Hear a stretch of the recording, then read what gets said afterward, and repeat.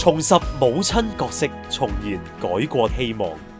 羅湖懲教所突破常規，自2023年開始正式推行親子留宿共聚計劃，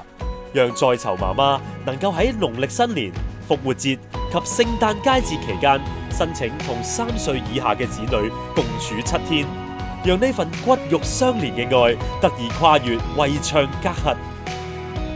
我哋除咗透過舉辦親子講座幫助在囚母親提升育兒技巧之外，仲特別安排同埋佈置咗親子籌倉，俾在囚媽媽同埋佢哋小朋友相處同埋互動。喺呢個計劃裏面，佢哋可以共聚天倫，亦都可以俾在囚母親一盡做媽媽嘅天職同埋責任，從而加強同埋維繫佢哋嘅親子關係，令到在囚人士更加有決心、希望同埋動力去改過自身。